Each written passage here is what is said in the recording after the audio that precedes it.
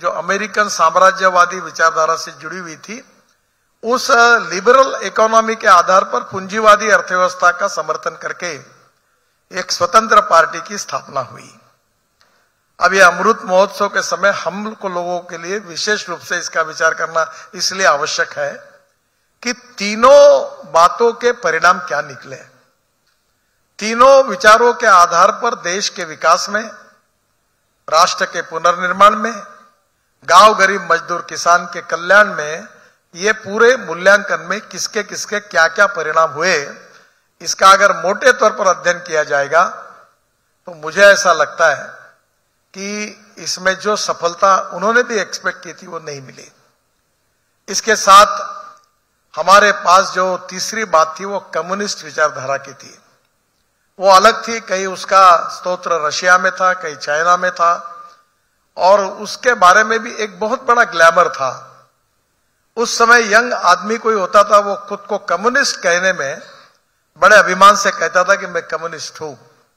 और इसलिए रशिया और चीन, इसमें लेनिन, मार्क्सिस्ट, इसके आधार पर कम्युनिस्ट पार्टी भी आई और उन्होंने वर्ग विग्रह की बात की और गरीब और धनवान लोगों के बीच में जो खाई थी उसको कम करने के लिए उन्होंने गांव गरीब मजदूर किसान को इकट्ठा करके एक सेंट्रिक ऐसी विचारधारा तैयार की कि जिसमें आर्थिक विषमता कम होगी, ऐसा उनका दावा था।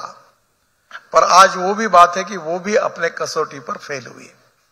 मैं चाइना गया था तो चाइना में मुझे शंघाई देखने के लिए मिला। मुझे उस समय मैं पार्टी का अध्यक्ष था बीजेपी का, और एक डेलीगेशन लेके हम चाइना में गए थे। तो एक बात मैंने देखी कि केवल लाल झंडा जो था वो केवल बाकी था, बाकी सब बातें कम्युनिस्ट पार्टी ने छोड़ दी।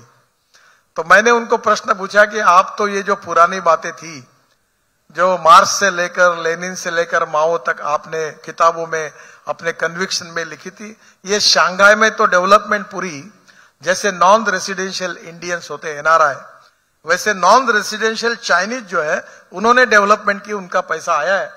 जो मंगोलियन वंश के दुनिया में गए थे उनके पास काफी पैसा था और उसका लिबरल इकोनॉमी के आधार पर चाइना के विकास की योजना बनी।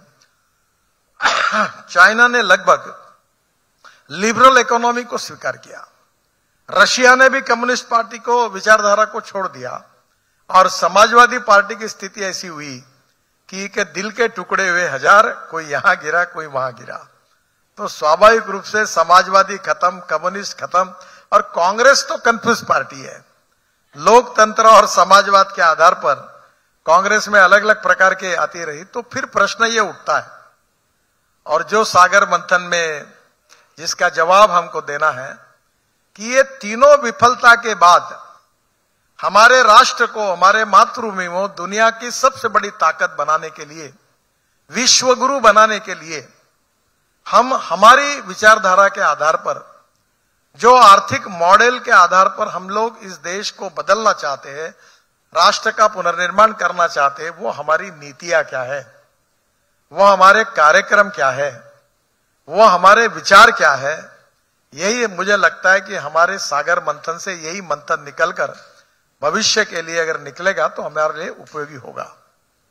Futuristic technology, futuristic vision and futuristic planning, इसके आधार पर हमारे राष्ट्र की आर्थिक संरचना को, हम कैसी अर्थव्यवस्था को निर्माण करना चाहते हैं।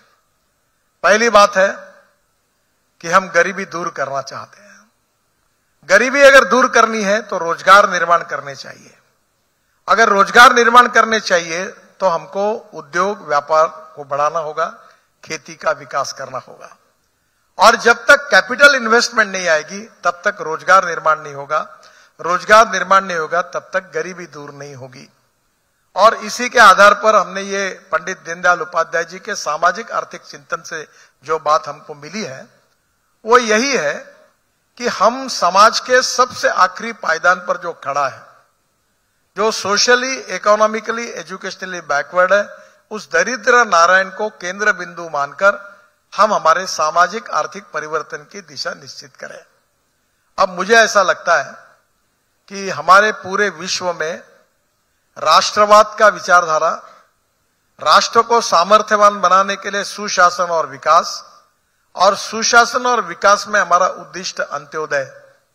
इसके आधार पर आज इस परिप्रेक्ष्य में हम किस प्रकार का इंफ्रास्ट्रक्चर डेवलप करना चाहते हैं, हम किस प्रकार का पावर, अब जैसे आपको यह भी पता है कि हमारे को पावर चाहिए, पर हम थर्मल पावर प्लांट लगाएंगे, न्यूक्लियर पावर प्लांट लगाएंगे, तो ऐसा विकास हमको नहीं चाहिए।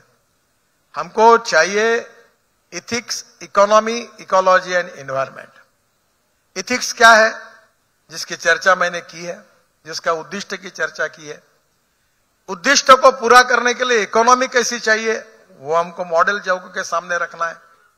और इकोलॉजी एंड एनवायरमेंट, इसको प्रोटेक्ट करते हुए विकास में और इकोलॉजी एंड एनवायरमेंट में समन्वय करके, इकोलॉजी एंड एनवायरमेंट को प्रोटेक्ट करके विकास में हमको आगे निकलना है। और इसलिए इसमें जो 3 इंपॉर्टेंट सेक्टर्स हैं कि हमारे जीडीपी ग्रोथ में 12 से 14% ग्रोथ आती एग्रीकल्चर एंड अलाइड सेक्टर से, फिर उसके बाद में मैन्युफैक्चरिंग सेक्टर से हमारी आती है 22 से 24%, और सर्विस सेक्टर से आती है 52 से 54%। अब हमारा देश जो है 1947 में गांधी जी कहते थे हमारा देश गांव में बसा हुआ है। 80 to 85% पॉपुलेशन गांव में थी। आज 30% पॉपुलेशन माइग्रेट हुई। माइग्रेट क्यों हुई? क्योंकि गांव में लोगों को रोजगार नहीं, गांव में स्कूल नहीं, गांव में जाने के लिए रोड नहीं, गांव में पीने के लिए शुद्ध पानी नहीं, किसान के फसल को सही दाम नहीं, और जिसके कारण प्रोसेसिंग इंडस्ट्रीज नहीं। अब ये सब परिणामों के कारण बड़े प्रमाण पर गांव से लोग शहरों के तरफ आए, माइग्रेशन हुआ। अब पुणे, मुंबई, बेंगलोर, चेन्नई, कलकत्ता, दिल्ली, इन सब शहरों की पॉपुलेशन बढ़ गई, अर्बनाइजेशन बढ़ रहा है, और जो एग्रीकल्चर, रूरल, ट्राइबल और फॉरेस्ट जो है वो निग्लेक्ट हुआ, और जिसके कारण आर्थिक विषमता भी बढ़ी। और इसलिए स्वाभाविक रूप से हमको सोचना होगा कि गांव, गरीब, मजदूर, किसान का अगर कल्याण करना है तो जल, जमीन, जंगल और जानवर, इस पर आधारित आधुनिक दृष्टिकोण से परिपूर्ण ऐसी व्यवस्था को हमको निर्माण करना होगा। कॉन्सेप्ट तो बहुत बड़ा है, अब इतना डिटेल में समय भी नहीं है, पर मैं एक उदाहरण देता हूं।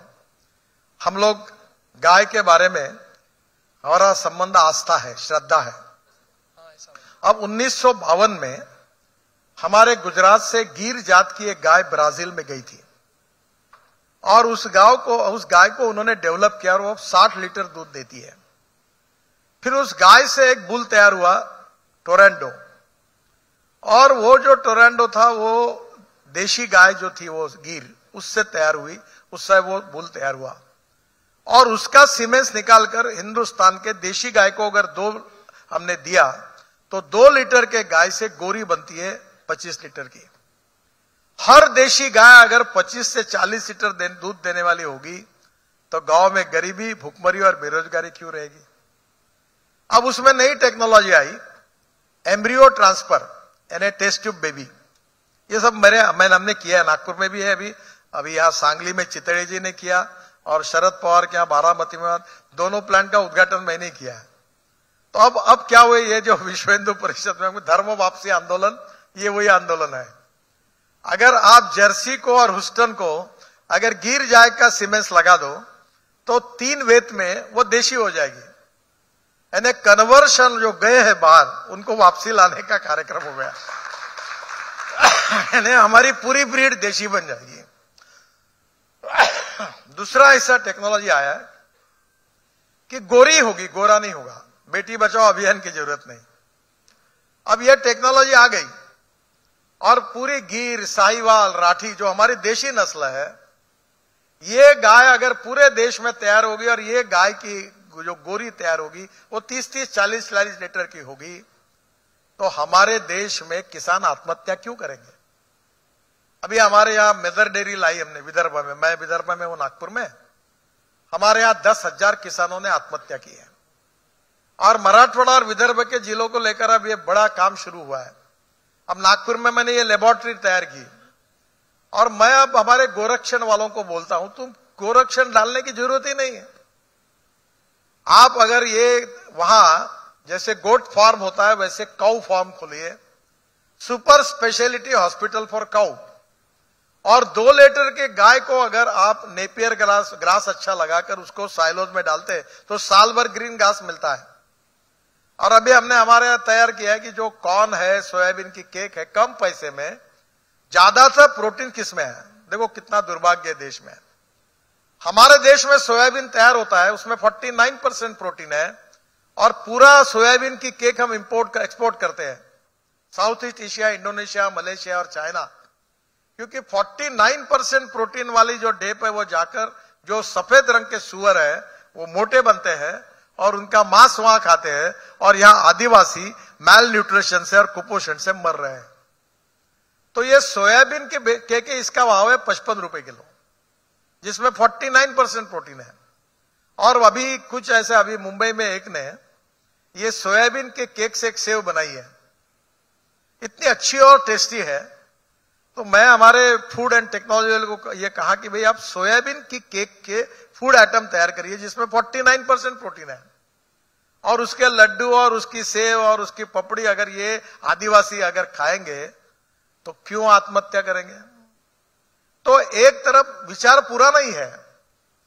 जैसे केशवानंद भारती केस में सुप्रीम कोर्ट ने कहा था कि salient features of the constitution can not be change, वैसे हिंदुत्व का, भारतीयत्व का, राष्ट्रवाद का विचार, उसका आत्मा, उसका स्पिरिट एक ही है, पर समय के साथ आयुर्वेद से लेकर योग विज्ञान तक और छोटे छोटे टेक्नोलॉजी का ज्ञान, विज्ञान, तंत्र विज्ञान, innovation, entrepreneurship, science, technology, research, skill, successful practice, इन सबको हम नॉलेज कहते हैं। और नॉलेज का संबंध, टेक्नोलॉजी का संबंध अगर हम हमारे मूल्याधिष्ठित विचारधारा के साथ जोड़ेंगे, एक तरफ संस्कारों के आधार पर समाज रचना खड़ी करेंगे। डॉक्टर हेडगेवार जी ने कहा था कि हमारा देश अच्छा होना चाहिए, स्वराज्य स्थापन होना चाहिए, पर पहले यह सोचना होगा कि इतने राजे होने के बाद, इतनी ताकत होने के बाद व्यापार करने हुए आए हुए अंग्रेज यहां के शासक बन गए और हम गुलाम बन गए, इसका कारण क्यों है? तो उन्होंने कहा कि हमारी सामाजिक व्यवस्था का केंद्र बिंदु व्यक्ति है, और एक एक व्यक्ति को इकट्ठा करके एक समाज बनता है, और अनेक समाज जब इकट्ठा होते तो एक राष्ट्र बनता है। तो व्यक्ति को संस्कारित करना, व्यक्ति निर्माण और राष्ट्र निर्माण दोनों का समन्वय करके उन्होंने राष्ट्रीय स्वयंसेवक संघ की स्थापना की थी। और उसी विचार के आधार पर ज्ञान, विज्ञान, तंत्र विज्ञान, मॉडर्नाइजेशन एंड वेस्टर्नाइजेशन, 2 शब्दों में फर्क है। I am not talking about westernization, I am talking about modernization. तो हमारी आधुनिकीकरण की जो टेक्नोलॉजी की हमारी संकल्पना है उसका उपयोग करके, जैसे हमारा पंचकर्म है, आयुर्वेद है, योग विज्ञान है, वर्ल्ड में पॉपुलर हुआ है। मोदी जी ने यूनो में जब योगा डे की बात की, आज पूरे वर्ल्ड में योगा डे बनाया जा रहा है। अभी श्री रविशंकर जी ने वॉशिंगटन पर कार्यक्रम किया था, भारतीय संस्कृति इतिहास इसके आधार पर 1.5 लाख लोग विदेश से आए थे, बड़े बड़े देश के प्रधानमंत्री और ये बड़े लोग आए थे। तो पूरे विश्व में हिंदू जीवन पद्धति, हिंदू विचार पद्धति, हिंदू संस्कृति, जिसको लोग भारतीय संस्कृति कहते हैं, जिसके लिए विवेकानंद जी का आधार हम लेते हैं, ये कोई जातीयवादी दृष्टिकोण नहीं है। ये समाज को 2 समाज में बांटने वाला नहीं है। हमारी संस्कृति क्या कहती है कि विश्व का कल्याण हो, पहले मेरा कल्याण हो, यह कहीं नहीं कहा जाता है। विश्व का कल्याण हो, पूरे विश्व का कल्याण हो, ऐसा एक सामूहिक पूरे विश्व के कल्याण का विचार। और जो सुप्रीम कोर्ट ने कहा था कि हिंदुत्व ये वे ऑफ लाइफ है, ये जीवन पद्धति है। जैसे आप धर्म के आधार पर कहते हैं, कोई पत्रकार कहता है कि मैं मेरे धर्म का पालन कर रहा हूं, इसमें धर्म का शब्द जो है वो कर्तव्य के साथ जुड़ा हुआ है। कोड ऑफ कंडक्ट जैसा है, टू रन द सोसाइटी, वो कर्तव्य के साथ जुड़ा हुआ है, वो धर्म है। और धर्म के प्रति आस्था रखना यह सांप्रदायिक और जातीय दृष्टिकोण नहीं है। छुआछूत, अस्पृश्यता, जातीयता समूल नष्ट होनी चाहिए। हमारे बाबा साहेब देवव्रत जी जो राष्ट्रीय स्वयंसेवक संघ के सरसंघ चालक थे, उन्होंने पूना की वसंत व्याख्यानमाला में जो भाषण दिया था, उसमें उन्होंने कहा था कि अगर अस्पृश्यता और जातीयवाद बुरा नहीं है तो दूसरी कोई चीजें ही बुरी नहीं हो सकती। हमें जातीयवाद, अस्पृश्यता, छुआछूत को नष्ट करना है। मानवता के आधार पर व्यक्ति जात, पंथ, धर्म, भाषा और सेक्स से बड़ा नहीं है, तो सामाजिक समता प्रस्थापित करनी है। इकोनॉमिक मॉडल में गरीबी दूर करने वाली, पर्यावरण की रक्षा करने वाली और भारत को विश्वगुरु बनाने वाली अर्थव्यवस्था हमको निर्माण करनी है। और इसलिए इस उद्दिष्ट को पूरा करने के लिए हमको क्या करना चाहिए? आज हमें अवसर मिला है कि हम सत्तारूढ़ पार्टी में हैं, तो सत्तारूढ़ पार्टी में हमारे पॉलिसीज के द्वारा, हमारी नीतियों के द्वारा हम देश को समृद्ध संपन्न कैसे बनाएंगे। अभी जब मैं रोड सेक्टर में हूं, मेरे पास पैसे की कमी नहीं है। ये गोवा 2 लोकसभा का जगह है, वहां अभी तक 25,000 करोड़ खर्चा किए इनको। इसका कारण पैसा कैसे आता है? तो पैसे का मॉडल तैयार किया है। मैं मुंबई में 55 उड्डान पुल बनाया और मैंने मुंबई पुणे हाईवे बनाया और वर्ली बांद्रा बनाया, तो मेरे ऊपर क्रिटिसिज्म हुआ। तो हाउस में मुझे पूछा गया कि जब ये बीओटी पे कर रहे हो रोड, तो सरकार भी बीओटी में क्यों नहीं चलाते? तब मैंने कहा था कि मैं बीओटी के पीछे व्हाट इज माय इंस्पिरेशन, कि मैं मुंबई के पुल, मुंबई पुणे हाईवे, वर्ली बांद्रा, ये पब्लिक प्राइवेट इन्वेस्टमेंट से बनाऊंगा और बजट का पैसा जो कम होगा वो हिंदुस्तान के महाराष्ट्र के हर छोटे गांव को, जिस गांव में जाने के लिए रोड नहीं, उसको मैं अच्छा करने के लिए खर्चा करूंगा। मैं 16,000 गांवों को रोड बना सका महाराष्ट्र में। इसका कारण पब्लिक प्राइवेट इन्वेस्टमेंट से मुंबई के फ्लाईओवर बने। तो inspiration and motivation behind public private investment, ये एक प्रकार से गरीबों का कल्याण, गांव का कल्याण, किसानों का कल्याण। और अटल बिहारी वाजपेयी जी ने मुझे बुलाया और हिंदुस्तान के इतिहास में यही सुशासन है। वो पहले प्रधानमंत्री थे, उन्होंने मुझे कहा नीतिन ये बहुत काम हो गया, मैं 34-35 साल का था, और बोले अब तुम एक काम करो, तो आप गांव को जोड़ने वाली योजना तुम तैयार करो। सुंदरलाल पटवा ग्रामीण विकास मंत्री थे, मुझे लेके गए थे और बोले मुझे स्कीम लेके आओ। और मुझे सौभाग्य है मेरा कि आज तक के इतिहास के हिंदुस्तान के सबसे फ्लैगशिप स्कीम प्रधानमंत्री ग्राम सड़क योजना बनाने का सौभाग्य मुझे मिला। और 6.5 लाख गांवों में से 4.5 लाख गांवों को मजबूत रोड से जोड़ने का काम हिंदुस्तान के इतिहास में, यानी गांवों को सही स्वाधीनता और स्वतंत्रता मिली, वो अटल बिहारी वाजपेयी जी के इस पॉलिसी ने दी। यही सुशासन है। American president John F Kennedy कहते थे कि American roads are not good because America is rich, but America is rich because American roads are good. America धनवान है, इसके कारण अमेरिका के रास्ते अच्छे नहीं हुए। तो अमेरिका के रास्ते अच्छे हुए, इसके कारण अमेरिका धनवान हुई। अटल बिहारी वाजपेयी जी ने ये लाखों गांवों में बसे हुए गरीब लोगों के लिए रोड दिया, बच्चे स्कूल में जाने लगे, गांव का फल फूल सब्जियां दूध गांव में आने लगा, किसान का कल्याण हुआ, गांव की स्कूलें अच्छी हुई, एक प्रकार से नया सामाजिक आर्थिक परिवर्तन हुआ। यही सुशासन है।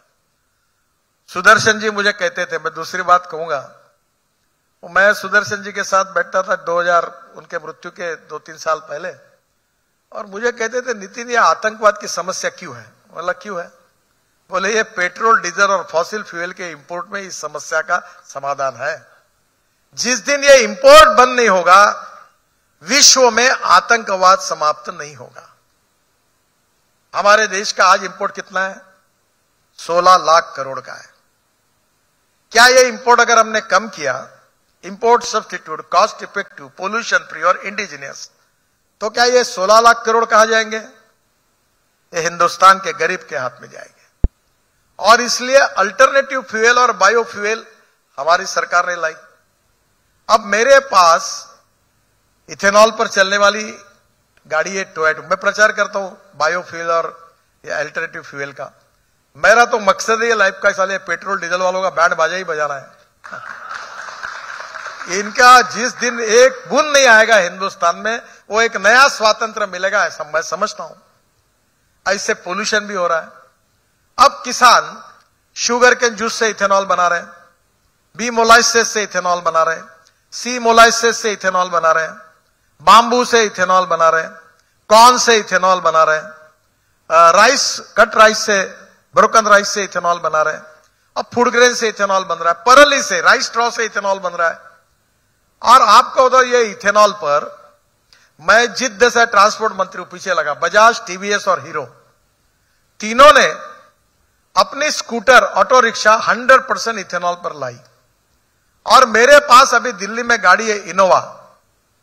मैं 5-6 जने को कहूंगा कि भाई एक बार ये अल्टरनेटिव फ्यूल और बायोफ्यूल का अंक, एक विशेष अंक करिए। वो गाड़ी में घुमाऊंगा।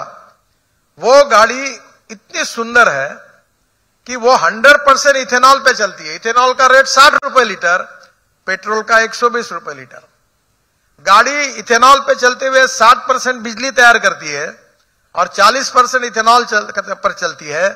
तो अगर पेट्रोल की पर लीटर एवरेज के हिसाब से हिसाब करेंगे तो पेट्रोल 120 लीटर का जो है वो 25 रुपए लीटर उसका भाव होगा। और ये किसानों ने तैयार किए हुए ईंधन पर पेट्रोल से अच्छा, no pollution, import substitute, cost effective, pollution free और इंडिजीनियस। तो पूरी इथेनॉल की इकोनॉमी अगर हो जाएगी तो पेट्रोल डीजल इंपोर्ट करने की जरूरत क्या है। अभी हाइड्रोजन की गाड़ी है मेरे पास। हाइड्रोजन की गाड़ी, स्वदेशी स्वावलंबन का विचार है पर मॉडर्न टेक्नोलॉजी के साथ कमिटमेंट है। अब हाइड्रोजन की गाड़ी का नाम है मिराई। और ये जो इथेनॉल की गाड़ी बताई, ये यूरो 6 स्टैंडर्ड की पोल्यूशन की वर्ल्ड की पहली गाड़ी है टोयोटो की। मैंने जानबूझकर वो प्रचार के लिए लाई और मैं वापरता हूं। अब गाड़ी दूसरी है हाइड्रोजन पर। अब ये जो इसका नाम है मिराई, मिराई मीन्स फ्यूचर, भविष्य। और ये भविष्य है। अभी ये इंडस्ट्री में, स्टील में, केमिकल इंडस्ट्री में जो कोयला जलाते, पेट्रोल, क्रूड ऑयल जलाते, पूरा हाइड्रोजन पे होगा। हाइड्रोजन 4 प्रकार का है। पहला हाइड्रोजन जो है वो पेट्रोलियम से निकलता है, वो ब्राउन हाइड्रोजन। दूसरा हाइड्रोजन जो है वो कोयले से बनता है, वो ब्लैक हाइड्रोजन। और तीसरा हाइड्रोजन जो है वो पानी से बनता है और ऑर्गेनिक वेस्ट से बनता है, वो है ग्रीन हाइड्रोजन। अब जो पानी से हाइड्रोजन बनता है उसमें इलेक्ट्रोलाइजर लगते हैं। India is the number 1 country in the world कि जो इलेक्ट्रोलाइजर का सबसे ज्यादा प्रोडक्शन भारत करता है और अमेरिका में जाता है। अब ये जो इलेक्ट्रोलाइजर है, ये बंगलोर में एक कंपनी बनाती, मैंने उनके इनॉग्रेशन किया था।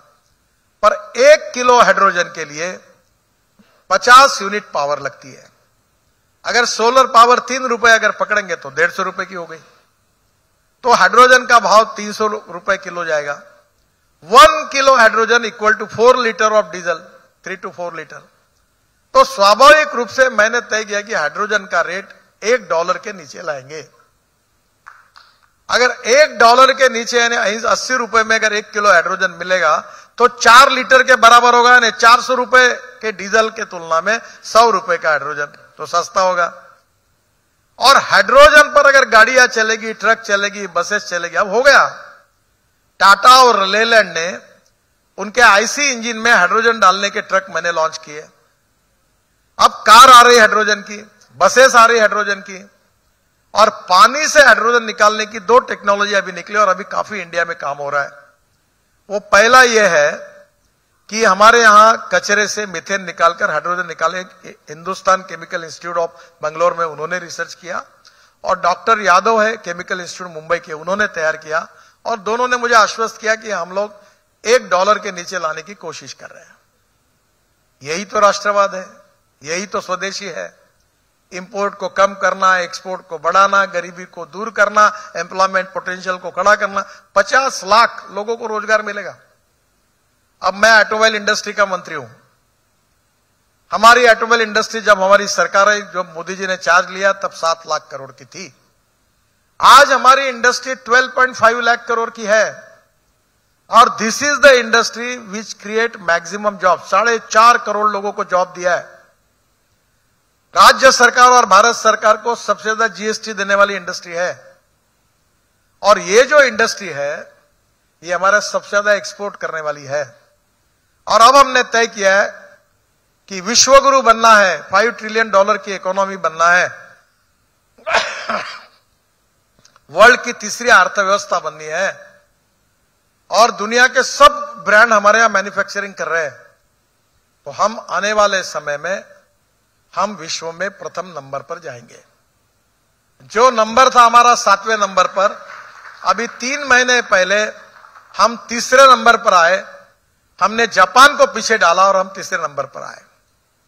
और मैं विश्वास दिलाता हूं 5 साल के अंदर, अभी फिलहाल स्थिति ऐसी है कि चाइना पहले नंबर पर, अमेरिका दूसरे नंबर पर, भारत तीसरे नंबर पर आत्मनिर्भर भारत सुशासन के द्वारा, हमारे विचारों के द्वारा आने वाले समय में 5 साल के अंदर ये इंडस्ट्री हम लोग विश्व की नंबर 1 की ऑटोमोबाइल इंडस्ट्री बनेंगे और निश्चित रूप से पूरे देश को एक्सपोर्ट करेंगे। अभी ट्रैक्टर इलेक्ट्रिक पर तैयार हो रहा है, ट्रक इलेक्ट्रिक पर तैयार हो रहा है, रोपवे, केबल कार, फेनिकुलर रेलवे, मैं 260 प्रोजेक्ट को मैं काम कर रहा हूं। अब हवा में चलने वाली डबल डेकर बस ला रहे। तो मुझे आप बताइए कि टेक्नोलॉजी का उपयोग करके आत्मनिर्भर भारत बनना, गरीबी को दूर करना, राष्ट्र को सामर्थ्यवान करना। मेरा आपसे अनुरोध है कि बहुत सी बातें बताने लायक है, पर समय की कमी है। एग्रीकल्चर में, इंडस्ट्री में, इंफ्रास्ट्रक्चर में, वाटर, पावर, ट्रांसपोर्ट, कम्युनिकेशन में, ये गोवा में आप आइए, समुद्र है या गोवा शिपयार्ड है। मैं जब शिपिंग मंत्री था तो मेरी एक कल्पना थी कि नया एयरपोर्ट बना है मोआ में, तो मैंने कहा कि ये मोपा एयरपोर्ट में, तो आप एक करिए कि लोग रोड से जाने के बजाय वाटर टैक्सी से होटल में जाएंगे। अभी मैंने यहां के पोर्ट को बहुत डेवलप किया है, योजना भी तैयार की और वाटर टैक्सी में बैठकर लोग एयरपोर्ट से उतरेंगे, वहां से रोपवे से पोर्ट जाएंगे, पोर्ट में अपना सामान लेकर एयर बोट में बैठेंगे और होटल में जाएंगे और एयरपोर्ट तक जा सकेंगे। कोई कठिन नहीं है। अब मुंबई में नए एयरपोर्ट को जोड़ने के लिए एक योजना मैंने तैयार करके रखी है और अभी राष्ट्र सरकार उस पर काम कर रहा है। जैसे 10,000 वाटर टैक्सी तैयार होगी और मुंबई के किसी भी दिशा से 17 मिनट में पहुंच जाएंगे नए मुंबई के एयरपोर्ट पर। No traffic jam, no pollution. तो कहीं ना कहीं टेक्नोलॉजी का उपयोग करके सस्टेनेबल डेवलपमेंट और सस्टेनेबल डेवलपमेंट के साथ इकोलॉजी एंड एनवायरनमेंट में प्रदूषण को कम करना, ये जो हमारी विचारधारा के आधार पर स्वदेशी, स्वावलंबन और स्वतंत्र, ये तीनों बातों का विचार करते हुए एक इकोनॉमिक मॉडल, हमने गंगा को शुद्ध किया। मैं आपको ताज्जुब से बताता हूं कि ये पब्लिक प्राइवेट इन्वेस्टमेंट कितनी सक्सेसफुल है। इससे हमारा विकास का दर 4 गुना 5 गुना मल्टीप्लाई हो सकता है। एक मथुरा में वाटर रिसोर्स मंत्री करके मुझे एक प्रयोग करने की संधि मिली कि 90 MLD स्लश थी मथुरा की। मेरे मन में एक आइडिया है कि अपन इसको हाइब्रिड एन्युटी में करेंगे, जैसे BOT, hybrid annuity, EPC road के मॉडल है, वैसे मैंने उसको पानी में तैयार किया और 90 MLD स्लज को शुद्ध करना। और इंडियन ऑयल के चेयरमैन वैद्य साहब को मैंने बुलाया। मैंने कहा ये रिफाइनरी में आप पानी कितना लेते हो, कहां से लेते हो? बोले उत्तर प्रदेश सरकार से। कितने पैसे देते हो? बोले साल के 25 करोड़। मैंने बोला आप 20 करोड़ दीजिए, मैं आपको शुद्ध पानी देता हूं। और हमने टेंडर निकाला, 40% from government and 60% from the investor. और जो गंदा पानी था मथुरा का, सीवेज वाटर था, उसको 90 MLD स्लज को शुद्ध बनाया। अब वो पानी इंडियन ऑयल ले रहा, 20 करोड़ साल के दे रहे। और त्रिवेणी इंजीनियरिंग कंपनी ने पब्लिक प्राइवेट इन्वेस्टमेंट में हाइब्रिड एन्युटी में प्रोजेक्ट लिया और मथुरा की 90 MLD स्लज का प्रॉब्लम सॉल्व हुआ। अब डोलेरो अहमदाबाद रोड में हमने 25 लाख टन कचरा सेग्रीगेट किया, सेग्रीगेट करके रोड में डाल दिया। अब दिल्ली में गाजीपुर की टेकड़ी है कचरे की, वहां से 30 लाख टन कचरा सेग्रीगेट किया वो दिल्ली मुंबई हाईवे में और UR2 में डाल दिया। तो गंदे पानी को अगर waste to wealth and knowledge to wealth with स्वदेशी राष्ट्रवादी विचारों के आधार पर नई टेक्नोलॉजी का उपयोग करके जो मॉडल्स हम तैयार कर रहे हैं, जिससे हम इकोलॉजी एंड एनवायरनमेंट को प्रोटेक्ट करते हैं, जिससे हम लोग रोजगार का निर्माण करते हैं, जिसमें हम सामाजिक समता और आर्थिक समता जो हमारा उद्दिष्ट है, तो आर्थिक विषमता को नष्ट करके रोजगार को निर्माण करते हैं, तो मुझे लगता है राष्ट्र को समृद्ध संपन्न बनाते हैं। तो मैं इतना ही कहूंगा कि राष्ट्रवाद के आधार पर प्रगति और विकास के तरफ जाने के लिए, विश्व गुरु बनने के लिए तंत्र विज्ञान, ज्ञान विज्ञान, तंत्र विज्ञान, innovation, entrepreneurship, science, technology, research, skill, successful practices, ये बहुत है। अभी रोड में हमने खूब प्रयोग किए। ड्रोन आया, अभी दिन वो दूर नहीं है, 200 किलो का ड्रोन मैंने हिमाचल में शुरू करा है कि जो ऊपर में एप्पल होते हैं तो यहाँ नीचे से दवाइयां और ये बाकी सब बातें ऊपर भेजो ड्रोन से, और ऊपर से एप्पल नीचे लाओ, पैक करो। कॉस्ट कम, लॉजिस्टिक कॉस्ट कम होती है। तो मेरा आपको इतना ही कहना है, इस मंथन में आपको 50 साल के फ्यूचरिस्टिक विजन को, टेक्नोलॉजी का उपयोग कैसा करना, टेक्नोलॉजी को डेवलप कैसे करना। जैसे लिथियम आयन बैटरी है, हमारे देश में नहीं होती। अभी कॉस्ट क्या है? $150 पर किलोवाट पर आवर, अब आगे 115। अब हमने एल्यूमिनियम एयर टेक्नोलॉजी ढूंढी, सोडियम आयन टेक्नोलॉजी ढूंढी, जिंक आयन टेक्नोलॉजी ढूंढी। अब नेचुरली मैं बताता हूं, मेरा विश्वास है 2 साल के अंदर पेट्रोल गाड़ी और डीजल गाड़ी, ट्रक और बस की कीमत इलेक्ट्रिक के बराबर होगी। पत्रकार मुझे पूछते थे, कार्टून तक निकाले थे, मैं इलेक्ट्रिक बस, इलेक्ट्रिक व्हीकल की बहुत प्रचार करता था। तो एक कार्टून निकाला कि एक गाड़ी रास्ते में बंद पड़ी इलेक्ट्रिक की, और लोग धक्का मार रहे और मैं देख रहा हूं। अब पत्रकार बोलते थे गाड़ी में इलेक्ट्रिक चार्जिंग, अब किसी की गाड़ी बंद पड़ी? आज कितनी इलेक्ट्रिक गाड़ियां, वेटिंग लिस्ट लगे। मेरे घर पे आते अभी मुझे बोलते पत्र दो टाटा को, इसको उसको, वेटिंग लिस्ट है। इलेक्ट्रिक स्कूटर आए, इलेक्ट्रिक ऑटो रिक्शा आए, इलेक्ट्रिक बस आए, इलेक्ट्रिक ट्रक आया, इलेक्ट्रिक कंस्ट्रक्शन इक्विपमेंट आए, हाइड्रोजन पर आए। अभी मैंने बंगलोर में इक्विपमेंट का बहुत बड़ा कन्वेंशन एग्जीबिशन का इनॉग्रेशन किया। पूरा देश बदल रहा है। जेसीबी ने मुझे कहा, जेसीबी कहां की है? इंग्लैंड की। मैंने उनको पीछे लगाकर सीएनजी पर जेसीबी बनाया, अभी हाइड्रोजन पे बनाया। तो उन्होंने कहा कि आपके आग्रह से जेसीबी बना, हमारा बहुत फायदा हुआ। हमारे मालिक जो है लंदन के, वो आपका फोटो लगा के बैठते हैं। बोले क्यों? बोले आपने जबरदस्ती कराई, सीएनजी पर जेसीबी बना, 1000 जेसीबी का ऑर्डर मिल गया। और इसलिए हमने जो टेक्नोलॉजी के आधार पर इनोवेशन किया, उससे एक्सपोर्ट बढ़ेगा, इंपोर्ट को कम होगा, नए रोजगार निर्माण होंगे, सरकार को रेवेन्यू मिलेगा, रेवेन्यू ज्यादा मिलेगा तो सोशल सेक्टर में पैसा खर्चा होगा, गांव गरीब मजदूर किसान का कल्याण होगा, सिंचाई के प्रोजेक्ट होंगे, इंफ्रास्ट्रक्चर डेवलपमेंट होगा, ग्रीन पावर तैयार होगी, वाटर ट्रांसपोर्ट होगा। तो देश में सस्टेनेबल डेवलपमेंट के साथ पर्यावरण की रक्षा होगी, और स्वदेशी स्वावलंबन स्वातंत्र को बहाल करते हुए मूल्याधिष्ठित जीवन पद्धति और परिवार पद्धति के आधार पर संस्कार अधिष्ठित समाज की निर्मित होगी। ये दोनों के कॉम्बिनेशन से, इस मंथन से जो निकलेगा, वो विश्व का जो कल्याण करो, ये विश्व का कल्याण हो, ये कहने वाली जो भारतीय संस्कृति है, उसके आधार पर विश्व में शांति प्रस्थापित होगी, अहिंसा प्रस्थापित होगी। पर हमारे यहां मराठी में शिवाजी सावंत करके एक बहुत बड़े लेखक है, उन्होंने एक मृत्युंजय करके महारथी कर्ण के जीवनी पर एक बहुत अच्छी किताब लिखी है। उसके सब भाषा में अनुवादक किताब बहुत ही सशक्त है। और शिवाजी सावंत जी ने उस किताब में एक सुंदर वाक्य कहा है कि सामर्थ्यवान व्यक्ति ही शांतता प्रस्थापित कर सकता है। दुर्बल व्यक्ति ने शांति और अहिंसा पर कितने भी बातें की तो कभी सीरियसली कोई लेता नहीं। हमको सामर्थ्यवान बनना है, सशक्त बनना है, पर हम विस्तारवादी नहीं है। हमारे कारण कभी भूटान और नेपाल के मन में यह शंका नहीं है कि हम उनके जमीन को घुसकर कब्जा करेंगे, ये नहीं है। पर जो लोग सामर्थ्यशाली, ऐसे कुछ देश बने कि जिनके बारे में लोगों के मन में यह भाव है कि क्या करेंगे, कर आपको कब खत्म कर देंगे, क्योंकि हमारी विचार अलग है। पर हमें विश्व में शांति प्रस्थापित करनी है तो आर्थिक सामर्थ्य के साथ डिफेंस का भी सामर्थ्य हमको हासिल करना होगा। डिफेंस का इंपोर्ट नहीं, हमें डिफेंस का एक्सपोर्ट करना होगा। टेक्नोलॉजी जो वर्ल्ड की है वो लानी पड़ेगी।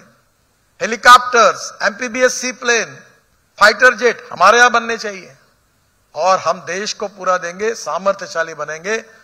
पर जो भगवान श्री कृष्ण ने संदेश दिया था कि मैं अवतार कब लेता हूं, जब दुर्जनों की संख्या बढ़ती है, अन्याय और अत्याचार बढ़ता है, तब सज्जनों का रक्षण करने के लिए, परित्राणाय साधूनाम विनाशाय च दुष्कृताम धर्म संस्थापनार्थाय संभवामि युगे युगे। मैं इसलिए अवतार लेता हूं कि अन्याय करने वाले, अत्याचार करने वाले दुर्जनों को नष्ट करने के लिए और सज्जनों की रक्षा करने के लिए। सामर्थ्य हमको इसके लिए चाहिए कि दुर्बलों की रक्षा करने के लिए। सामर्थ्य इसलिए चाहिए कि हम विस्तारवादी नहीं है, पर हम हमारे देश के सामर्थ्य के साथ विश्व में शांति प्रस्थापित कर सकेंगे। हमारी विचार हमारे राष्ट्र तक सीमित नहीं है। जो कुछ बातें, जो प्रयोग विचारधारा के समाजवाद, साम्यवाद, पूंजीवाद और जो कुछ हुआ वो अब भंगार में जमा हो गया। अब कोई इसको जानता नहीं, वो कोई फॉलोअर नहीं। मैं अभी हंगेरी गया था तो पूरे मार्क्स और लेनिन के पुतले उखाड़ उखाड़ कर एक गार्डन में रखे थे, हंगेरी में है। मैं चेकोस्लोवाकिया गया था, पूरे पुतले उखाड़ उखाड़ कर रखे बाजू में। अब लोग बोलते, कम्युनिस्ट बोलते तो चिढ़ जाते हैं। जो रशिया से लगकर जो यूरोपियन राष्ट्र थे, जो कम्युनिस्ट बने थे, उनने कम्युनिज्म को छोड़ दिया, समाजवाद खत्म हो गया।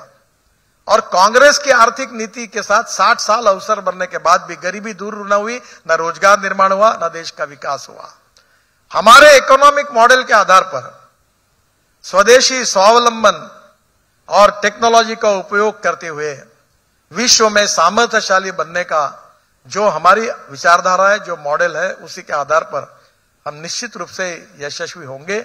और इस मंथन से, इस नई विजन को प्राप्त करने के लिए जो चिंतन और मंथन होगा सभी क्षेत्रों में, agriculture, social sector, tribal sector, forest, industry, लघु उद्योग, कुटीर उद्योग, इंफ्रास्ट्रक्चर, सभी, वाटर, पावर, ट्रांसपोर्ट, कम्युनिकेशन, इन सब की जो 50 साल की नीति बनेगी सस्टेनेबल डेवलपमेंट की, जो पर्यावरण की रक्षा करने वाली होगी, गरीबों का कल्याण करने वाली होगी, रोजगार को निर्माण करने वाली होगी, उस स्थिति को, उस मंथन को लेकर planning in advance, planning in detail, futuristic technology, futuristic vision और फ्यूचरिस्टिक प्लानिंग हमारे भविष्य के मंथन का निश्चित पांचजन्य के इस कार्यक्रम से होगा।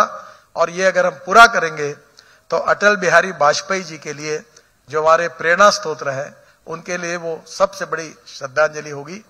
और इसलिए अटल जी ने अपने जीवन में अपना पूरा जीवन एक प्रचारक के रूप में राष्ट्र के प्रगति और विकास के लिए समर्पित किया था। मुझे लगता है उनके आज के जन्मदिन में हम सब उसी भाव से कटिबद्ध होकर इसमें जरूर कार्य करें। इसी बात को रखते हुए मैं अपनी बात को समाप्त करता हूं। धन्यवाद।